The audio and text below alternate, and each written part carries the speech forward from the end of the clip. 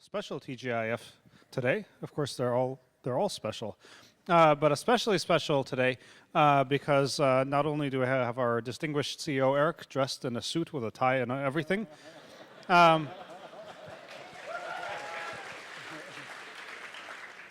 but we also have Tom Friedman dressed in a tie and a suit, and the whole kit and caboodle.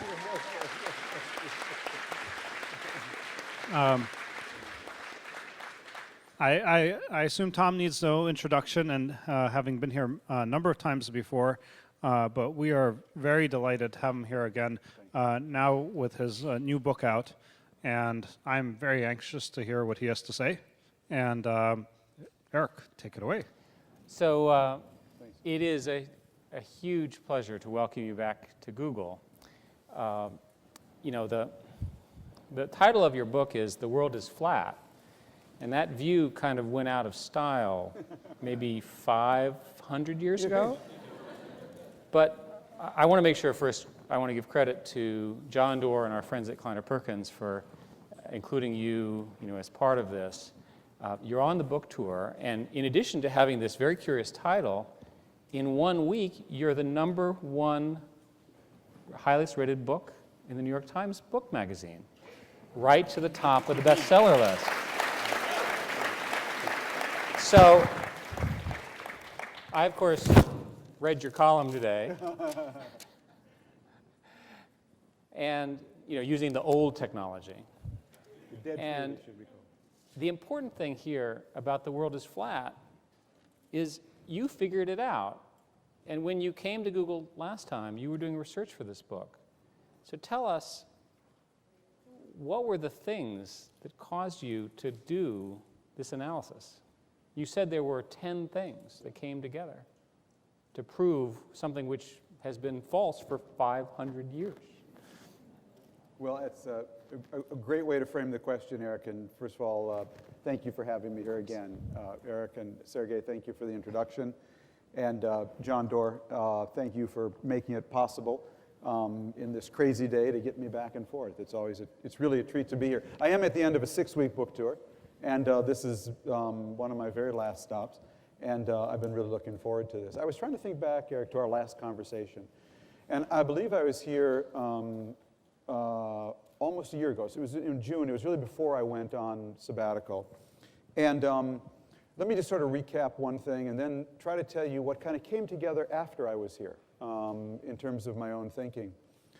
This book was spawned, as I think I talked a little bit last time, quite by accident. I've been doing documentaries for the Discovery Channel for the last few years, and back in January of 2004, we were trying to figure out what to do our next documentary on. We had done one on the wall in Israel, in the West Bank. We'd done one on the roots of 9/11. And at that time, the issue of why the world hates America was sort of this big, hot issue. And I had this idea that we should go to call centers all over the world and interview young people who spend their days imitating Americans on what they thought of America.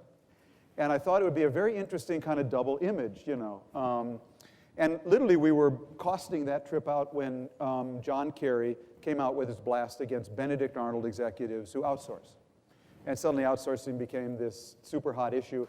And I decided with Discovery that maybe we should just go to Bangalore and do a documentary called The Other Side of Outsourcing and look at this from the ground up. And we did about 60 hours of interviews in the course of 10-11 days there. And throughout those interviews, I really got progressively sicker and sicker. And it wasn't the food. It wasn't the food. It wasn't the food. It was somewhere between the Indian entrepreneur who wanted to do my taxes from Bangalore, and the one who wanted to write my new software from Bangalore, and the one who wanted to read my x-rays from Bangalore, and the one who wanted to trace my lost luggage on Delta Airlines from Bangalore. I began to realize that while I had been sleeping, while I'd been off covering the 9/11 war, something really big had happened in this globalization story, and I had missed it. And the last interview we did was with Nandan Nilekani, who's the head of Infosys, and actually, before the interview started, we were sitting on the couch outside his office, and Nandan really just mentioned in passing, not so much in passing, in talking about what he was going to talk about, He said, Tom, the global economic playing field is being leveled, and you Americans are not ready. Oh, I wrote that down in my little notebook. You know, the global economic playing field is being leveled. And the book really emerged because on the bus ride back from the hotel, from Infosys to the hotel, I just kept rolling that over in my head. The playing field is being leveled. What Nandan is telling me, I finally realized was that the playing field was being flattened. And then really the brainstorm that produced the book happened on some pothole, you know, on the road to my hotel. I suddenly realized what he was telling me was that the world was flat. And he was actually citing this as a great achievement in human development, that we'd made the world flat. So I went back to the hotel, I called my wife, I said, honey, I'm going to write a book called The World is Flat. She thought I was stark raving mad. But I came home and told the publisher of the New York Times and my editor, Gail Collins, the editor of the editorial page, I basically told them, I've got to go on leave immediately. Because my software, the analytical framework through which I'm looking at the world and trying to understand foreign affairs, is out of date. And I need to update it. And if I don't update it immediately, I'm going to write something really stupid in the New York Times. It's a great way to get a leave, I got to tell you. Okay. All right? It's just, can't beat it. I mean, it's hard to say no, right? You know, so that's really what I've been doing, and that's what really brought me to Google last June and whatnot. And you recall when I was here last time, Eric, I talked to you and to Larry and Sergey about, you know, this idea of kind of the thing that really struck me when I was in Bangalore, and because I had been off covering the 9/11 wars all that time. In fact, one time came here and talked about it. That when I would sit across the table from someone like Jerry Rao, the head of NASSCOM, the Indian High-Tech Association, and I would sort of end every interview after the cameras went off by saying, Jerry, what did I miss? Something's happened. What did I miss? And it was really in a quest to answer that question. Because people were offering to do things. They were telling me they were doing things that I really couldn't explain, you know. And so the second chapter of the book really is called The 10 Days That Flattened the World. And it's about the 10 forces and events that came together. And I talked about that last time, the different forces that I thought created this level playing field. But what I did after I left here, Eric, was in working on it more and thinking it through more, I actually tied those 10 flatteners together into what I think was more of a conceptual framework. It wasn't just 10 things. And maybe I'll go through them really quickly and try to explain what I mean. You don't think it's just broadband and the internet? It's not just broadband and the internet, no. The 10 flatteners, you know, for me were first 11/9. 11/9 is the day the Berlin Wall came down, 11/9/89. That was hugely important because it allowed us to look at the world as a single flat plane. And the first flattener is called When the Walls Came Down and the Windows Came Up, because the Windows operating system shipped 5 months after the fall of the Berlin Wall. So the two things happened at the same time. We got to see the world as a single flat plane. One still crashes. And one still crashes. No, I didn't say that. He said that. Ooh, God. We use more reliable. That's very good. That is so good. The second flattener was 8/9/95, and that was the day Netscape went public. And I argued that Netscape went public helped obviously bring the internet alive, gave us open standards to make sure no company dominated the internet, and thirdly, triggered the dot-com boom, which triggered the dot-com bubble, which triggered the accidental overinvestment in all this fiber optic cable.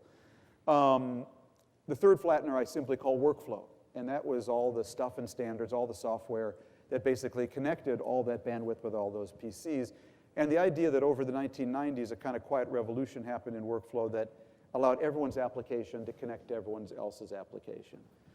So when I left here, basically, I realized that actually these first three were actually the genesis moment of the flat world. Because once you had an internet that came alive, I would argue, thanks to the browser, suddenly you had people able to connect with people like never before. And more cheaply than ever, thanks to all that fiber optic cable. Once you had applications that were made interoperable with other applications, it meant people could work together on more different stuff than ever before.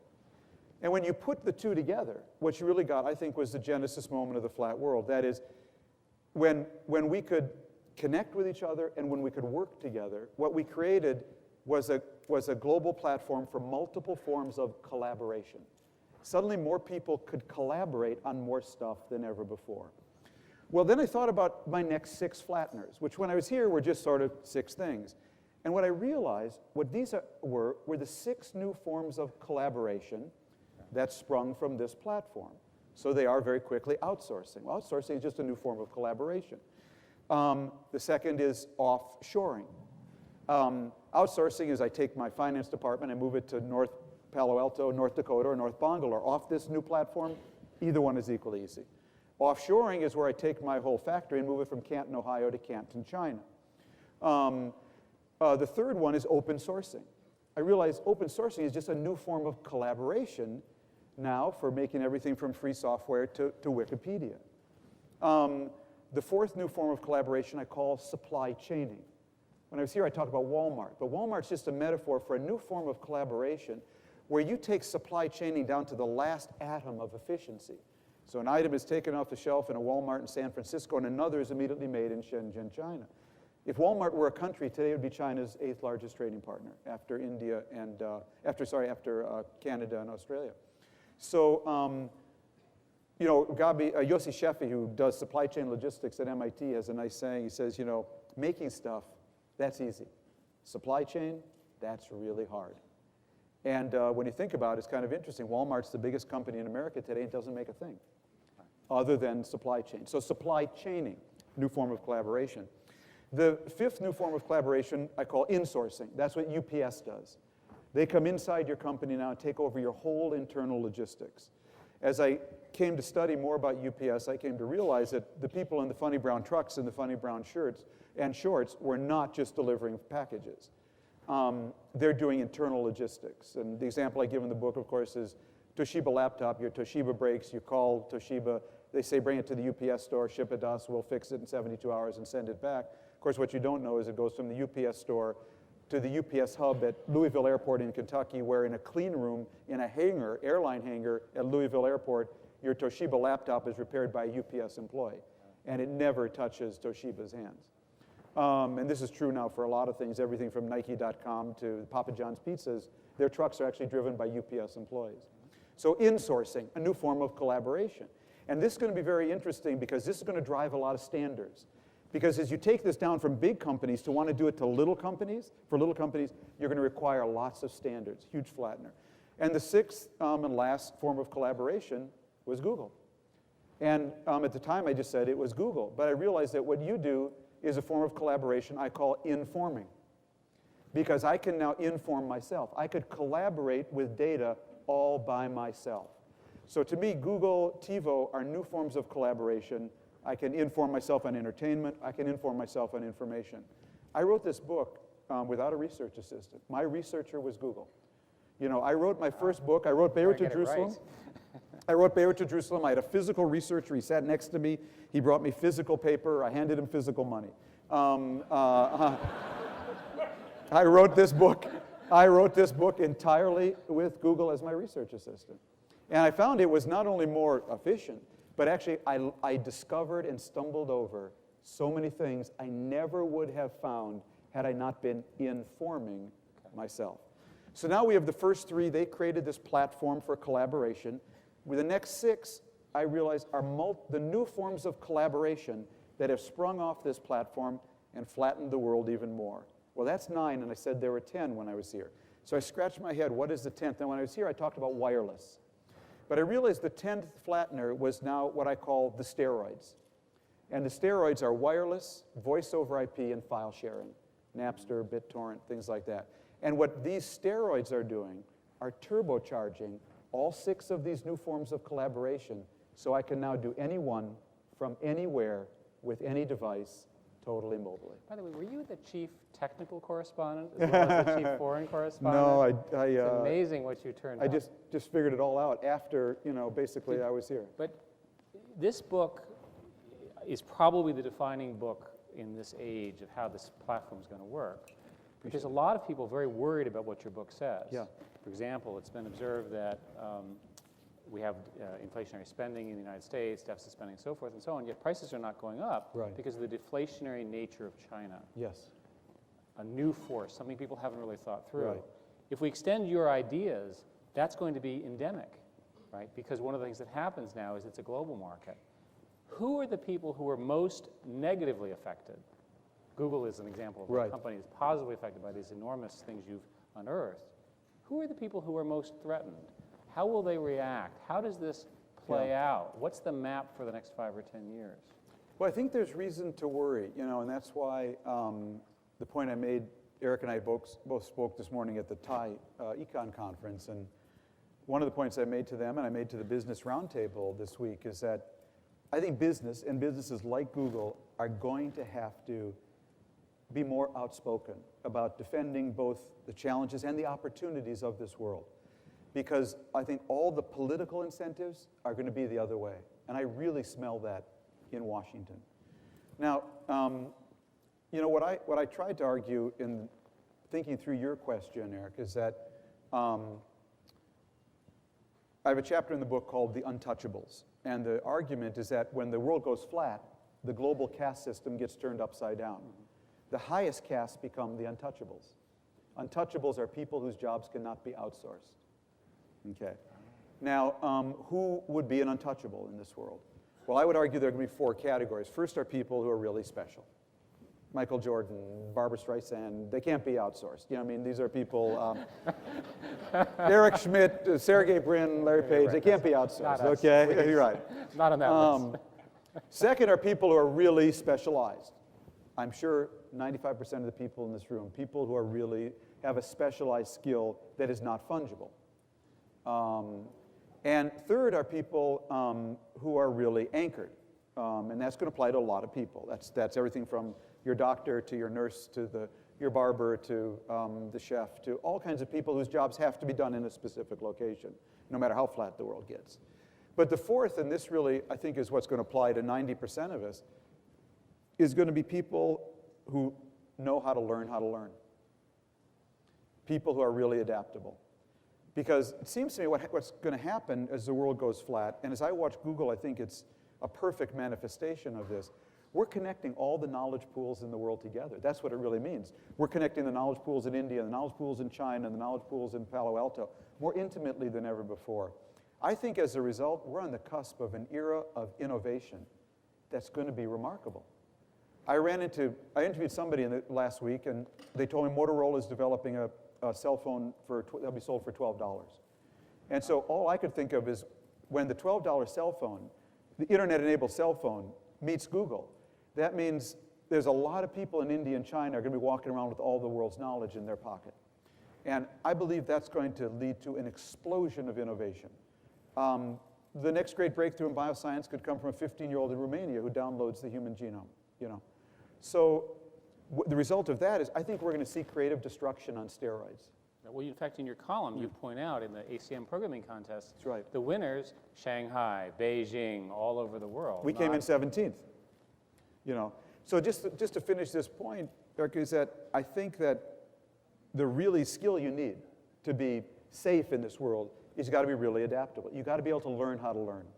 Because, and I'm an example of this, I had to retool myself.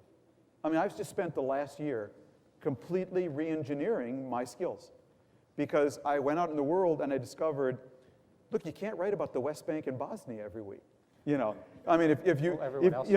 else does, but I don't want to, And so if you want to be relevant in explaining the world, I had to answer the questions that I couldn't answer. So I had to upgrade my skills.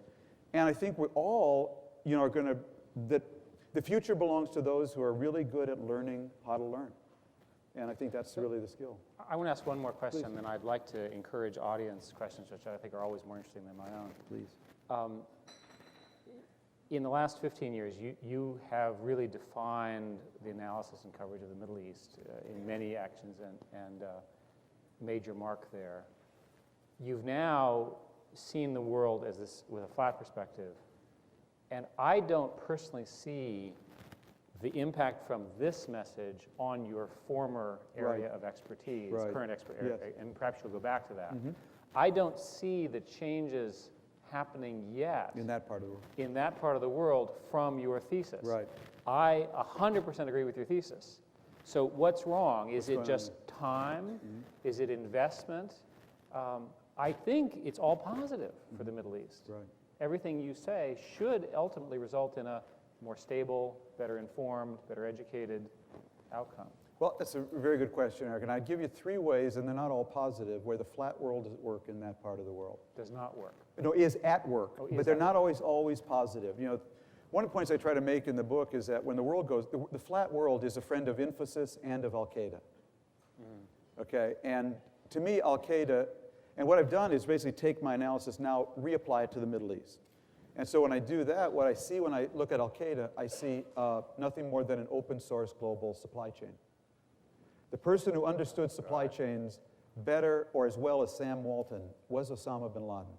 And Al-Qaeda today is nothing more than a global, open source suicide supply chain. You deploy a suicide bomber into Crete, and another is immediately recruited and deployed down the supply chain from somewhere else in the Muslim world. So that's one way. In fact, one of the points that I've been arguing, and I haven't been able to develop this because I don't have enough raw material, is, see, I think we're up against something in Iraq that we just don't know how to deal with. That we're still thinking vertically, command and control, when our enemy is thinking connect and collaborate. We're approaching it vertically, what is basically a horizontal enemy. And I think we're dealing, as I say, with a kind of suicide supply chain, and we've never faced anything like this before. It's a very flat organization, and we don't quite know how to get our arms around it. So that's kind of one area where I'd say the flat world applies. Another area, and this is to the negative, is when the world goes... First one wasn't? Yeah, the first one. This is also to the... This is even more to the negative. When the world goes flat, you get your humiliation fiber optically. Okay? You get your humiliation at 56K. And because you can see just where the caravan is and just how far behind you are. Okay. And if you believe, as I do, that what is really behind 9/11 is humiliation, a deep sense of a proud civilization having fallen behind, the flattening of the world intensifies that enormously. But in the upside, I don't think you have the Cedar Revolution in Lebanon without the flattening of the world. Lebanese were sitting there, they watched exactly what happened in Georgia, exactly what happened in Ukraine. They said, wait a minute, if these guys can do that, why can't we? And in talking to Lebanese friends, they made that very clear. They were watching all of this play out on satellite. Now, the accident, the tragic accident of Hariri being killed, the prime minister, which triggered all this, that obviously was necessary, but the flattening of the world was a sufficient thing to make it possible. That part of the world, what keeps it resistant, I would say, is that it's is oil. It's the curse of oil. And so it allows you to build certain barriers for a time against these pressures of globalization. And right now, because of the windfall in oil, they've really, they've been able to, keep the dam up, basically. But I think it's only a matter of time. The flattening is and will come there. The Berlin Wall is falling in the Arab Muslim world today. That's the good news. The uncertain news is that Václav Havel is not on the other side. Okay, and neither is Lech Walesa, neither is the Solidarity Trade Movement. That's not a bad thing.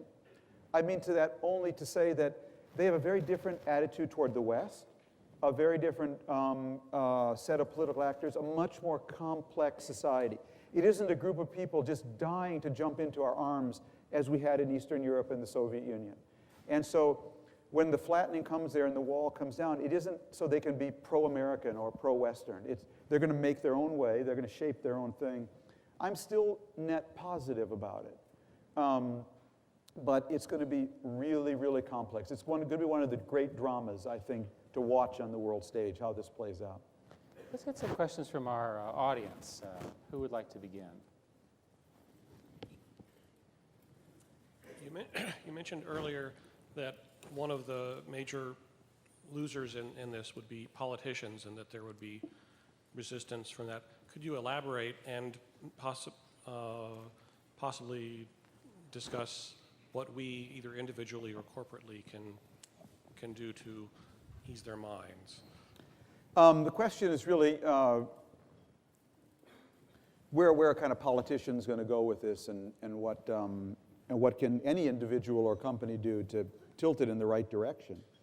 I don't say this to be cute. I say this to tell you something that I only realized when I got done with the book. I wrote a 488-page book about the next phase of globalization, and I didn't interview anyone in the US government. and I live in Washington, D.C. I mean, I had an accidental conversation with Colin Powell that's in the book. I needed some reference, so I talked to a librarian at the National Science Foundation. It doesn't count. But I don't think either of those really count. And so I went for wisdom and insight, somewhere else. I'm sure there are people in the government, who could have helped, but this is just not really on the agenda, of Washington, D.C. We've just, the argument I'm making in the book is that we're going from vertical to horizontal, in terms of how value will be created. My guess is, over time, this is going to be the mother of all inflection points. This is going to change everything. I think it's going to be, and Google's just part of this manifestation, this process, it's going to be bigger or as big as Gutenberg and the printing press when it's done. And just when we've reached this point, nobody's talking about it. Doing this book was a bit like being in a science fiction movie. And I go around and interview people, like Eric or Sergey and Larry here, people at Microsoft, people at Intel, John Doerr and his friends. But talking to you all is like talking to pod people. You're like pod people in a science fiction movie. You all know the secret, and you're all doing it like crazy. Thank God. But nobody's told the kids. Nobody's told the kids. So we just had an election where Democrats were debating whether NAFTA was a good idea. And the Republicans put duct tape over the mouth of Chief White House economist Greg Mankiw when he said outsourcing made sense, and stashed him in Dick Cheney's basement. Never to be heard from again. So right at the moment when we've reached, I think, a really important inflection point, no one's talking about it. And I think, so first of all, there's just a huge education responsibility and opportunity here. What world we're living in. What are the challenges and what are the opportunities? Now, my guess is, being on a book tour is a really interesting experience because you get to talk to a lot of normal people, basically, outside of Washington, D.C. And there, I would tell you, if you said, Tom, what did you learn on 6 weeks of book tour? I would tell you I learned there's a huge undertow of concern out there by parents about education. They sense something's going on out there that their kids and that the political system is not discussing and preparing them for. They're really, I think, worried and confused about it. And no politician yet that I see, Democrat or Republican, has seized this and tried to define a political agenda about it. Nobody convened Congress at 12 midnight to discuss the fact that the National Science Foundation cut its budget by $100 million last year. And so your last point is the one I worry about. We're in a quiet crisis right now, I would argue. It's not going to change our standard of living overnight, tomorrow, the next day. But if we don't begin to adapt, I think it will. And as my friend Paul Romer says, a crisis is a terrible thing to waste. Go ahead. Funny enough, the point I wanted to ask about has also to do with political backlash. It's not about a country you would expect intense hostility from, but the president of the major governing political party of Germany has come out and defined the international investing community as locusts, eating all they find in their wake. So reflecting on that, I don't really see a connection between the flattening that is terrifying German politicians and the kind of technological and social issues you mentioned, so much as to financial issues, the fact that capital is roaming the earth, whether for good or for ill. Do you have any reflections on that? A good question. I would simply say two things. One is the last documentary we just did was about Europe and got a chance to look at that at very close hand. I think Europe's in for just a tremendous tsunami, basically, from this flattening process. And compared to the social benefits they had, and what they're likely to have to give up in order to realign themselves, with this world, I think it's going to be politically enormously destabilizing.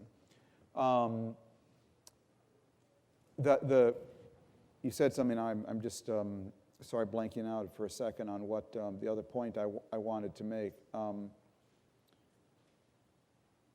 I'll think of it in a second. I'm sorry, but that's sort of my broad reaction is that they're basically not having this discussion at all over there. I can see it in the contrast between the reviews of the book here and the reviews of the book there, you know.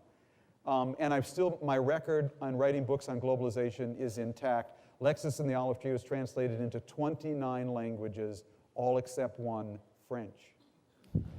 Okay, and so my record is intact, and so far we don't. And I offered to give it away for $1, okay, to any French publisher who wanted it. So I think that they still really have not gotten their mind around this story yet, and I think it's going to be politically very, very destabilizing. They had that problem when Christopher Columbus. They had that problem with Columbus too. Exactly, that's right. Go ahead. Sorry.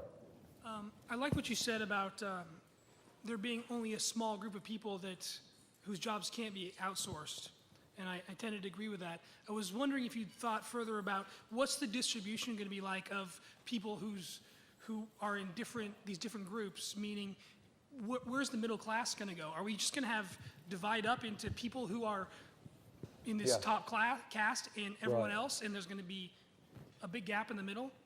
That's an important question too, and let me just say, I don't know, you know, I really tried not to write a book of futurology, you know, and because there's a lot of those books out there, you know, in 5 years you'll be able to talk to your shoe and it'll turn the oven on at home, and you know, there'll be no middle class, and I really tried to write a book by saying, you know, here's the world as I see it, here's how I'm trying to explain it. So part of my answer to you is I don't know. I spend so much time just trying to figure it out.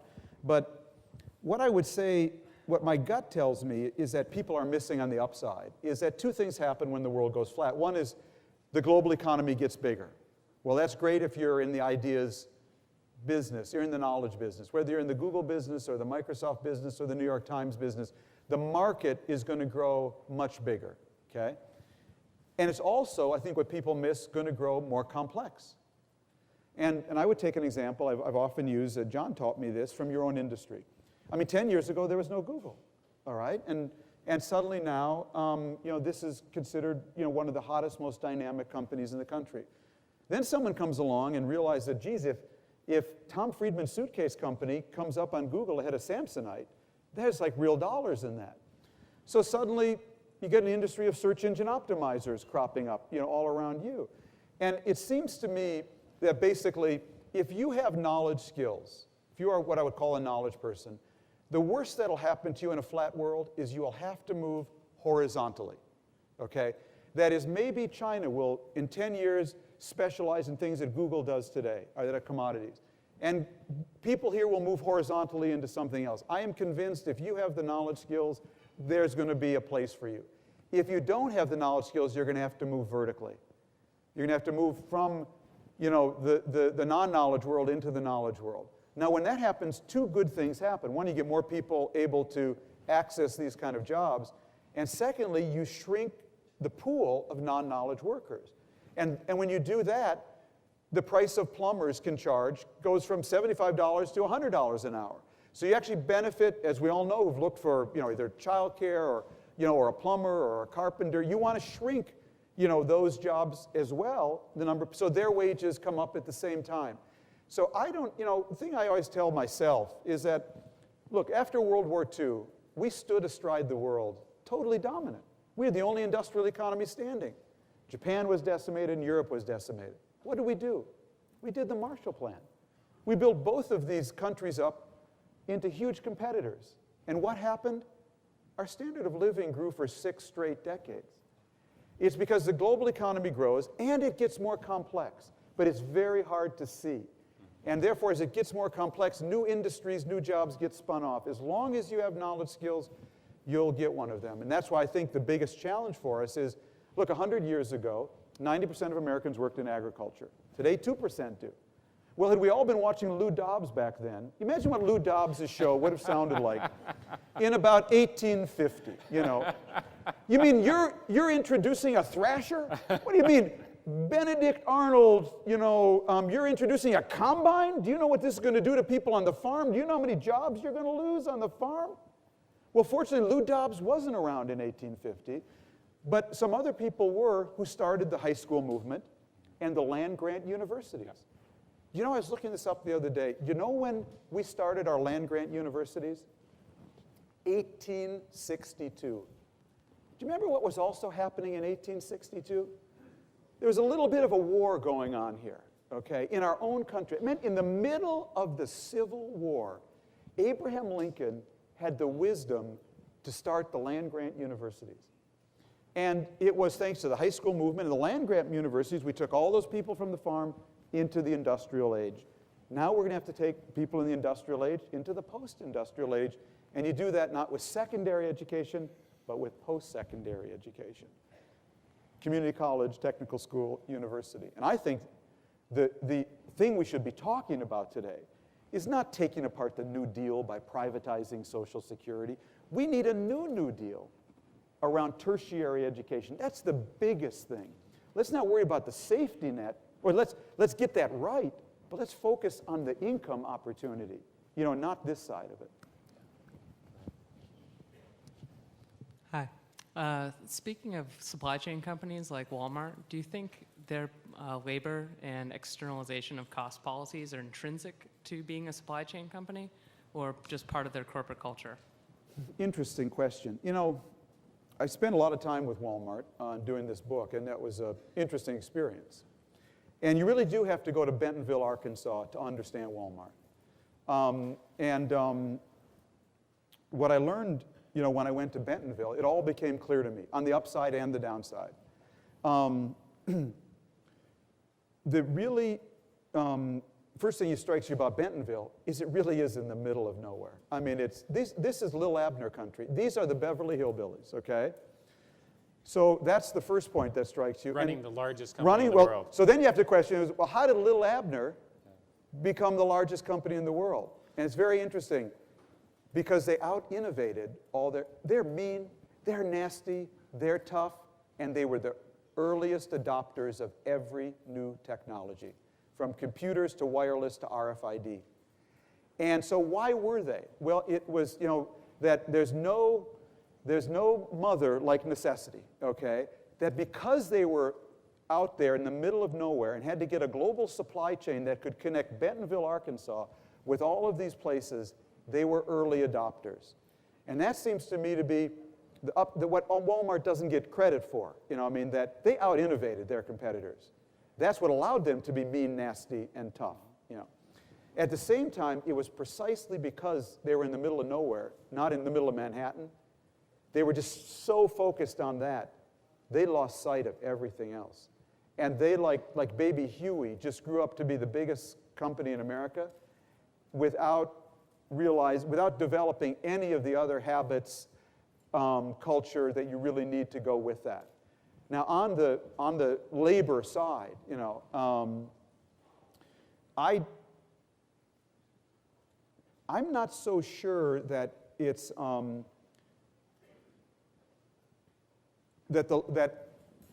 I know what you're asking. And I don't address it in the book, so I'm thinking on my feet, because people often ask me what comes after this.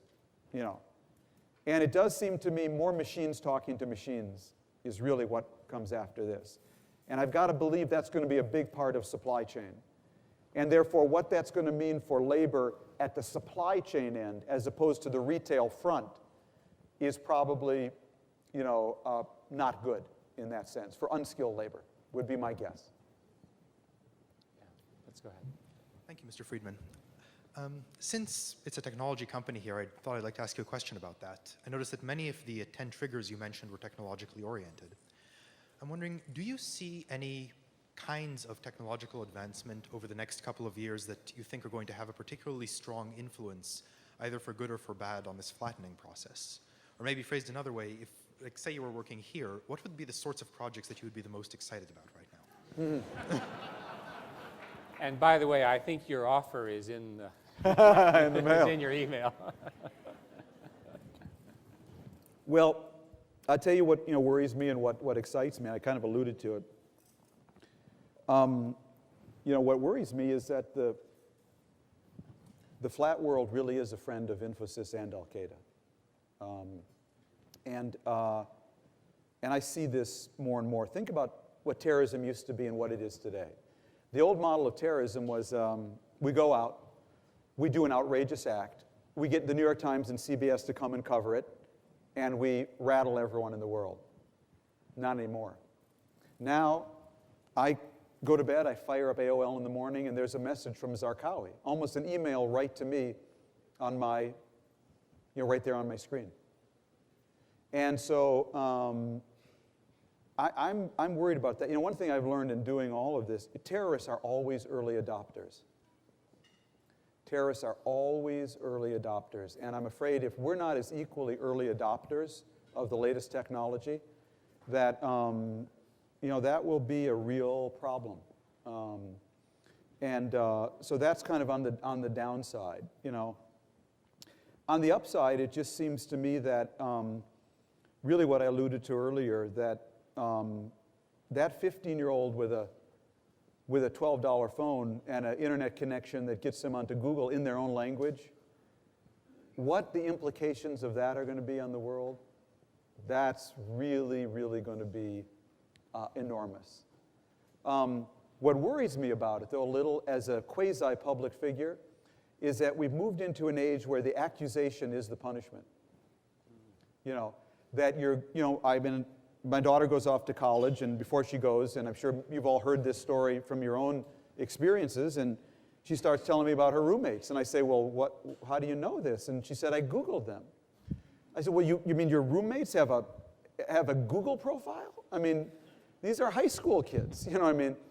And so in this flat world, the accusation is the punishment. And your Google reputation now will just stick with you. Mark Twain said, always tell the truth, and you never have to remember what you said. And it's like doubly true now in a world of Google. You better behave well, because your Google reputation, is going to stick with you. And so those are just some of the things randomly that I'm thinking about. But I can just tell you, as I said earlier, I just wrote a whole book, and my research assistant was Google. I wrote this book in 9 months from a standing start. I never could have done it without search at the level of today. There's no question about it. And so for someone who's like really smart and a scientist, that's got to be really, really exciting. Yeah, well, thank you. Let's hope. Go ahead. You can look at the history of the corporation as kind of to see lessons learned and best practices about people learning how to collaborate and becoming more productive. And along with that history, you see a trade-off with like the free market versus government intervention to like also protect as well as to encourage innovation. So now with with the flat world that crosses political boundaries, what do you see as the proper role for our government or other governments to get involved in regulating this process? It's an important question. I kind of lay out my own philosophy in the book, which I call compassionate flatism. That I believe, since we never really did compassionate conservatism, we might as well get compassionate flatism. Because my argument is that basically this flattening process, this is going to be as big as a challenge as communism. And if we don't have as comprehensive a response to flatism as we did to communism, it's going to be enormously destabilizing. So let me go through quickly the points that I believe are important. First of all, it requires a different kind of political leadership. It requires political leaders who won't make us stupid, who will actually explain to us the world we're living in, both the challenges and the opportunities, and to get excited about the opportunity. There's something incredibly exciting about it. I can feel it every time I come to Google. But when was the last time you heard a politician really get excited about this world? So that's number one. And as an analog to that, I happen to believe that there is such an obvious opportunity for President Bush to inspire the same kind of excitement about science and engineering that President Kennedy did with the moonshot. To get young men and women to go into science and engineering in the numbers that did in the Kennedy day, and that to me is energy independence. To make energy independence the moonshot of our generation, to get every young person excited about going into science or engineering, to make their contribution to the environment, to geopolitics, to the deficit, by making America energy independent, it's so out there, it's so obvious, and it would be so compelling. So first level, different kind of political leadership. Secondly, I believe we need national health care, some version of national health care. I can't tell you how many CEOs I interviewed who said, we're moving jobs abroad because I don't want the unfunded liability of the health care, you know. Short of that, we definitely need totally portable pensions and totally portable health care so people can take their pensions and health care as they move from job to job and be as flexible as this world demands. Third, I think we need wage insurance. And this is an idea I lay out in the book. It's not my idea. Lori Kletzer and Bob Lighton lay this out as a way of easing people who get caught in this into new jobs quickly. Fourthly, I believe that we need to make tertiary education, post-secondary education, available to every American who wants it. I think it's just, you know, it's the only solution, you know. Lastly, we need a different form of parenting. We're now blending with two cultures, India and China, that have a very high ethic of education. And that's why my advice is, you know, I mean, to myself as a parent is, you know, throw away the Game Boy, shut off the stupid television, and get Johnny and Susie down to work. Because I probably said this last time, but you know, when I was growing up, my parents used to say to me, Tom, finish your dinner. People in China and India are starving. And I tell my girls, finish your homework because people in China and India are starving for your job. And in a flat world, they can have it. You know, Bill Gates pointed out something to me in the book that, and I think it's very important to keep in mind. When 30 years ago, if you had a choice of being born a B student in Palo Alto or a genius in Bangalore or Beijing, there was no question. You wanted to be a B student in Palo Alto because your life choices and opportunities would be so much greater as a B student in Palo Alto than a genius in Bangalore and Beijing. When the world is flat, you do not want to be a B student in Palo Alto because every genius in Bangalore and Beijing can now plug and play, compete, connect, and collaborate in ways they never could have before. And so I think it takes a different approach to parenting. As I said in my column this morning that Eric alluded to, I've had this feeling for a while that we are our Olympic basketball team. You know, the sort of lackadaisical team that just sort of thought they could show up, and they came home with the bronze medal. And the way in which our Olympic basketball team has kind of mirrored the national mood, I think, is something to keep in mind. Go ahead. Thank you again for coming. I imagine that the flattening of the world would impact most places that are otherwise have been isolated and are perhaps Can you speak a little closer to the mic? Oh, sure. I would imagine that the flattening of the world would impact most the places that have been isolated up until now. And the U.S., in my mind, is not the most closed community. For instance, it has been importing skilled and educated people for a long time. A lot of the same people who had to be able to learn and to adapt, a lot of them are in this room. It has had a pretty free press, and the capital markets are pretty well functioning. So when you say that the U.S. is woefully unprepared, I'm curious, do you mean, is it compared to the optimum or compared to other countries? And what should we do to be prepared? And also, what do you teach your kids? How do you prepare for what's coming? Good. It's a good question. I think it's compared to the optimum. I think it's compared to what we could be given the natural resources that we have as a country. And I mean not just material ones, but institutional ones, just what you referred to. The best research universities in the world, the best rule of law, the best intellectual property protection. I think we got all the secrets of the sauce to succeed in this world. The question is, are we enriching them? Are we investing in them? What are we doing cutting the National Science Foundation budget by $100 million, you know, last year at this moment in time? So it's really that. It's really trying to attention people to that issue, to those choices that I'm really trying to focus on. I don't think we're in a crisis today, but in 15 years, I think we could be in a crisis, you know, that one that really would affect our standard of living. Look, our relative lead over the world is going to shrink. That's inevitable. The question is whether our absolute lead does. And I think that depends on what we do. So we're pretty much running out of time. We've got 4 Googlers who have important questions. In the spirit of moving forward, Larry, can you ask your question? And we'll have Kim and Peter and so forth. and then maybe you could give a combined answer as Great. and this is a test, but you're going to do well. Larry, go ahead. Oh, actually, I wanted to answer one of your questions first. That's not what I asked. Now I know I'm at Google. Well, no, you asked when was the last time you heard a politician who is generally interested in technology. Both Colin Powell and Al Gore visited recently, and to my viewpoint at least, they both genuinely were. So they do exist.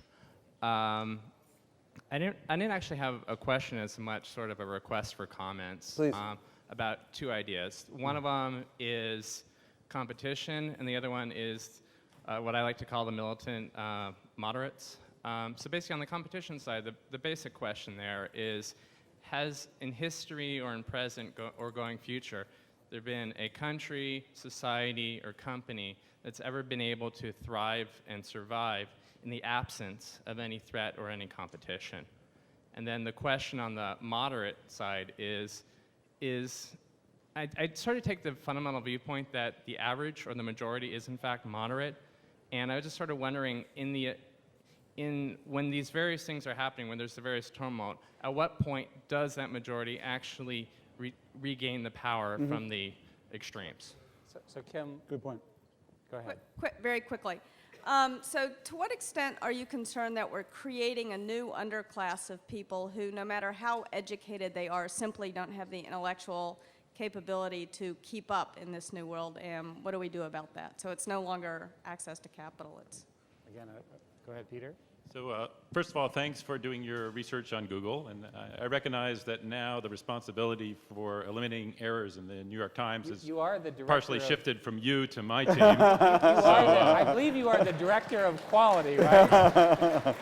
So the we'll- responsibility is directly on you. So we'll try not to let the Times down. But I wanted to say on the U.S. finishing 17th in the ACM contest, I think that's a little bit alarmist to worry about that. The way I interpret it is if you're a hot team of programmers in India or Latvia, the best thing you can do is go make your name on that contest.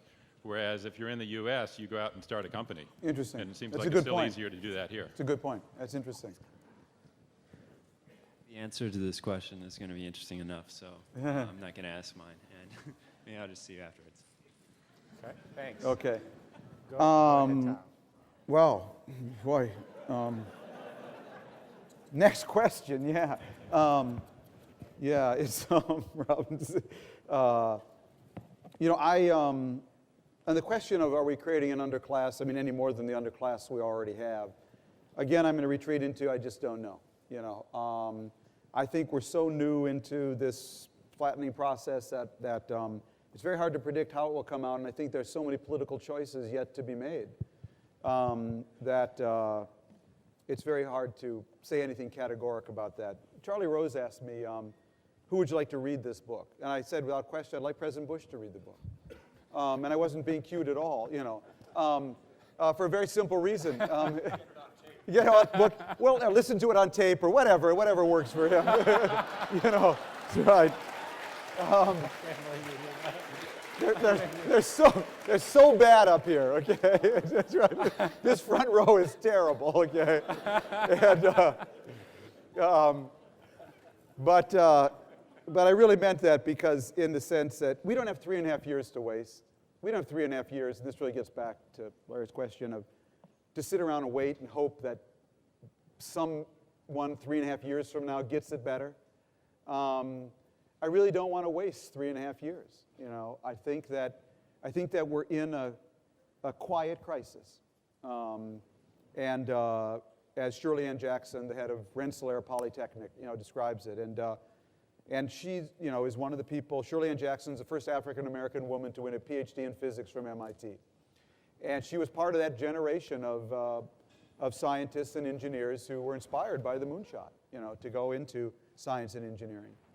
So, again, to repeat what Paul Romer said, we are in a crisis, and a crisis is a terrible thing to waste.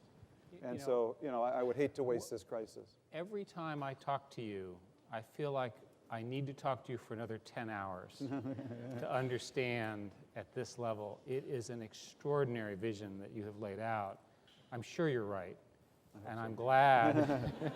I hope so, because I quoted Google awful lot. And I'm really, really glad that you were willing, and you're busy, you were willing to come back here and talk to us. Now, we wanted to present you with the Google Web Accelerator Boomerang. Wow. And the reason is, first, we're very proud of this product, which makes your internet much faster, which is very important in flattening. But also, it's because boomerangs always come back.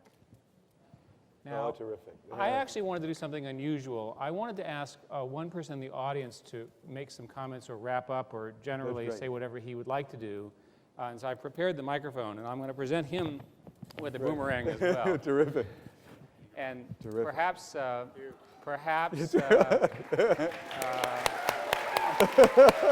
can give you a, I'm feeling lucky. And Thank you.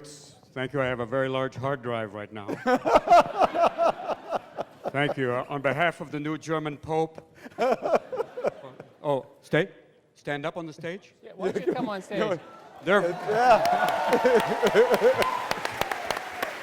Thank you.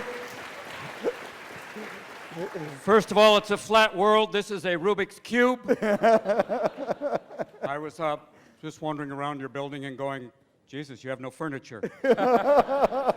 So that will be the future. In a flat world, you won't sit, and you'll have food every 100 feet. Hey, what a wonderful thing. This is basically an Aboriginal word processor. In the old days, there were people.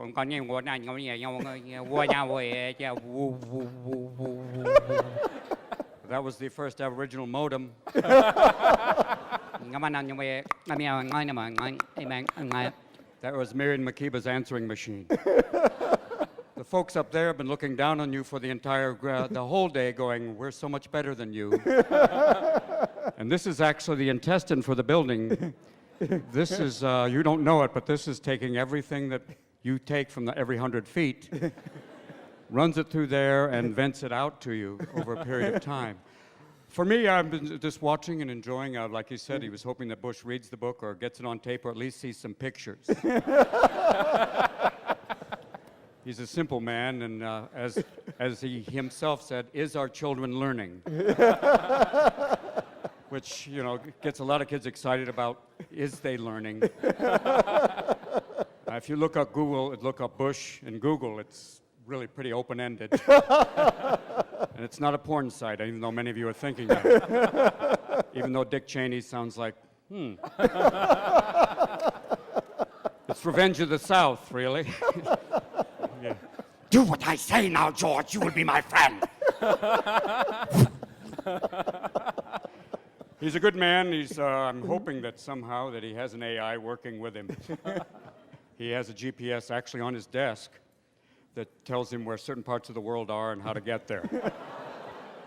When machines start talking to machines, that will be a scary thing. I had a Mercedes-Benz that had a phone that could dial. You could, you speak out the number. I would go 1. It would go 2. It was German. It was always wanting more. And it gave me directions one day. I wanted to get to Marin County. It directed me to basically the middle of the bay. And if I could get there, probably the car would be going.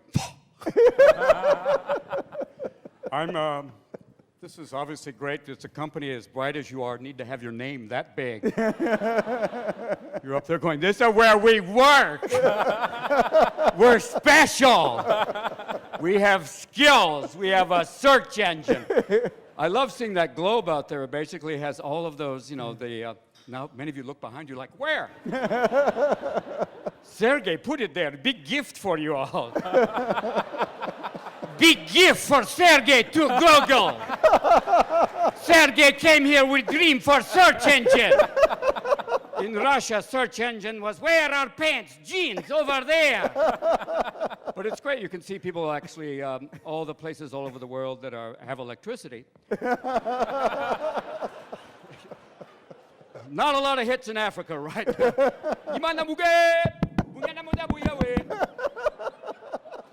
Okay. It's nice to have the tech people in the front going, when will you talk about hardware?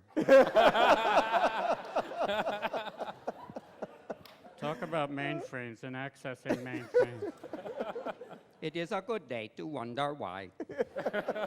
I actually called Stephen Hawking's house. Hello, this is Stephen Hawking. Yeah, I'd like to leave a message. No, this is Stephen.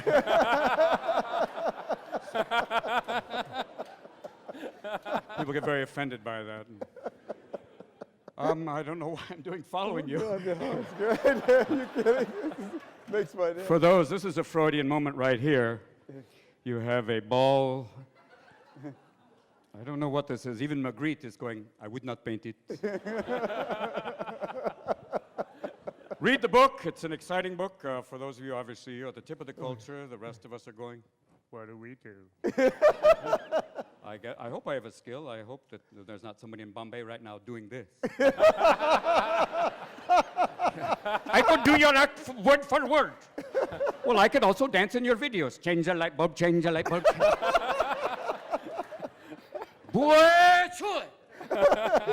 You could be in Crouching Tiger, you would not knowing why. Watch now, you will learn. I will dub you better than you. Your culture is falling apart. And even the English are going, get ready. Look at us. We have, well, look at the royal family. It's basically Deliverance staged by Fortnum and Mason. We have to look at them and realize there's a culture, a very well-educated culture, the royal family. All of that money and no dental plan. That's some pretty ugly people for being the head of a nation going, hello! I'm getting married. Sorry. The New York Times, though, it's a good paper. Yeah, we've got new fact checkers now. Is this real? I don't know. There is a new Israeli web server called Netanyahu.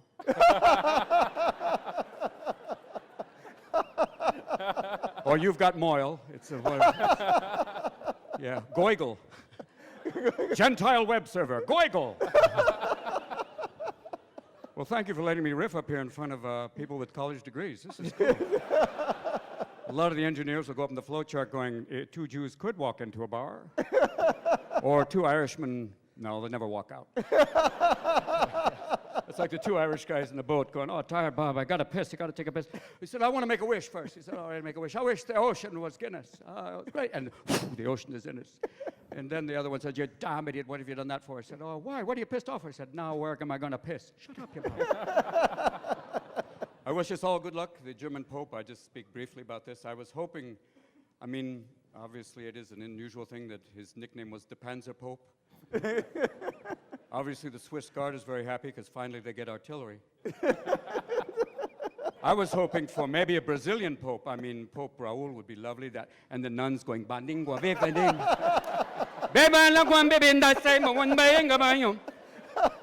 The African Pope, Pope Kali. Or you can have an African American Pope, or we call him Pope Diddy. I got the bling right here. I got my ring and thing. All my biatches, I like to call my non-swatches. You know they're here right now. Look at my jewelry. Yo, check the ermine. I'm looking ha-ha. P. Diddy in the house riding in the Pope-mobile. I guess I'm not going to heaven, but what the hell? You've got a helicopter waiting. I've got a hybrid. If those of you who have a hybrid, good luck. It's basically a golf cart on steroids. It makes a noise when it backs up, so even deaf people go.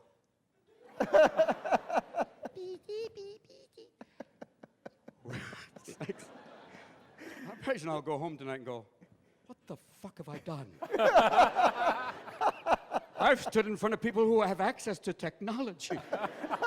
Wait, hold on, let me take a picture of you.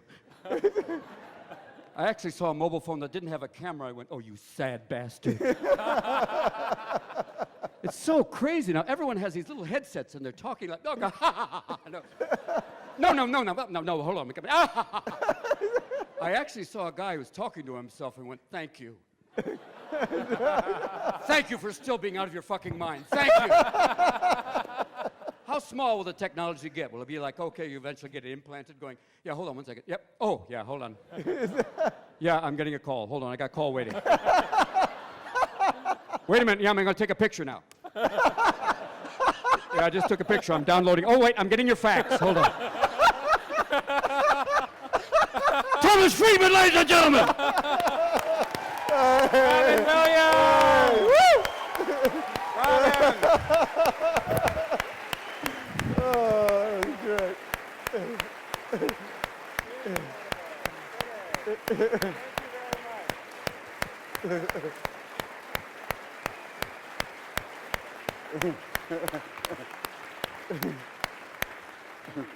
That was great, thanks. Yeah, Eric was complaining that my jokes TGIF were getting stale. So he brought a ringer. You don't have to get Robin Williams, though. Well, thank you very much, Tom, for coming. By the way, you know, I thought because of your book came out shortly after we launched the satellite view and maps, I thought, wow, that was fast. You know, right away he saw that and he wrote the whole book, The World is Flat.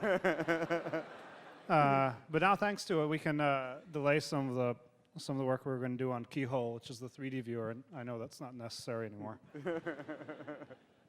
But anyway, thank you very much for coming by. Pleasure. It's always a pleasure. And a round of applause for Tom Friedman. Thank you.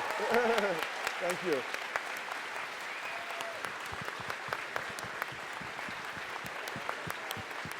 That was great. That was great, Tom. Really great. Could not have been better. It's terrific. Really great. not have been Really better. great. Makes my day.